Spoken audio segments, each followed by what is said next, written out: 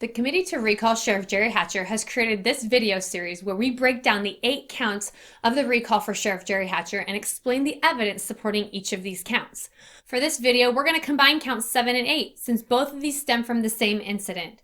The 7th count that the courts were asked to rule on is that Sheriff Hatcher made false or misleading statements to public servants claiming that he had initiated a criminal investigation into his own conduct when he had not. And the 8th count was that he falsified a public record by placing a false date on an investigation request. The events surrounding Sheriff Hatcher's forfeiture of guns and discovery of the county ammo then led Lieutenant Erickson to self-demote to sergeant, removing himself from his position on the command staff.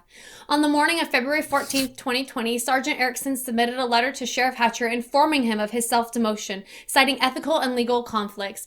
After Sergeant Erickson's self-demotion, he received permission from his new supervisor to go home for the day. Later that day, he was ordered to return to the office to meet with Sheriff Hatcher. During that meeting, the sheriff told Sergeant Erickson and Commander Crosscree that he was going to start a criminal and internal investigation into the ammo. A records request shows that the official request for an administrative review was dated for the day February 14th, 2020, but the metadata on the file shows that it was actually created February 21st, just minutes before being sent to Franklin County's Sheriff Raymond. This administrative review was carried out by Captains Huber and Diaz from the Franklin County Sheriff's Office. It's important to note that what occurred was simply an administrative review, not a criminal investigation, and that protocol states that criminal investigations be carried out before administrative reviews, so that the evidence is not tainted. To this date, no criminal investigation has been requested by Sheriff Hatcher. While not part of the 8 counts of the recall, it is of interest to note that the FCSO administrative review was requested and carried out before any criminal investigation could take place. Captain Diaz, who was part of the investigation, stated that he's never seen an admin review before a criminal investigation in these types of cases, and he indicated that that could be problematic. Chief Hohenberg of the Kennewick Police Department stated in an interview with Tri-City Herald that his department declined performing a criminal investigation after the FCSO investigation due to the high probability that it has tainted the criminal investigation. Questions were also raised about the objectivity of the FCSO investigation because Sheriff Raymond has made supportive public statements, Facebook posts, and is a political ally and supporter of Sheriff Hatcher. And since objectivity implies absence of a relationship, this internal investigation is not. Thus, the investigation that Hatcher requested manages to both undermine future criminal investigations and raises questions about efficacy because he went to a close friend to investigate.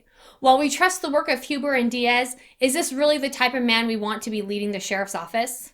The 2 counts that came out of this situation is that he lied to 2 law enforcement officers by saying that he was going to launch a criminal investigation when they were discussing the issue in question. Furthermore, Sheriff Hatcher falsified a public document by backdating an official record. To the first point, Sheriff Hatcher has argued that Sergeant Erickson was off duty when the meeting occurred. However, since Sergeant Erickson was ordered to return to the office, it meant that he was back on duty and was on the clock during that time.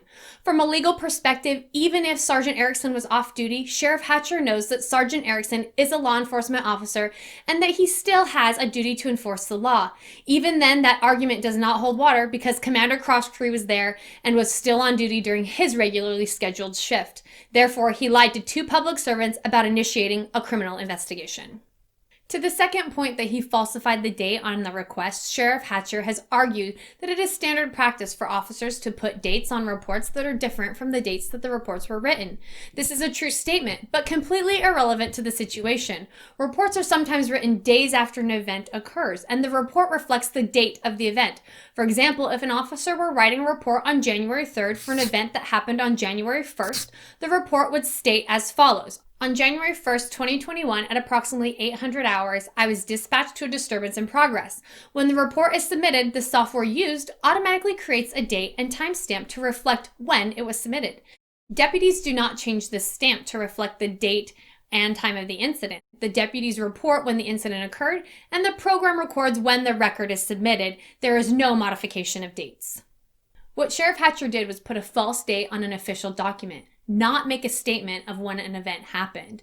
The date he put is not when the request was written, but was backdated to the date when he said that he was going to make the request. This may seem to be a minor thing, but if Sheriff Hatcher is willing to falsify a date, it raises questions into his integrity and questions about whatever else he may not be completely truthful about. You can find all the supporting documents for this count on our website at www.recallsheriffjerryhatcher.com. This video series was paid for by the Committee to Recall Sheriff Jerry Hatcher. Top contributors are the Washington State Fraternal Order of Police, the Benton County Deputy Sheriff's Guild, and Kathleen Werschke.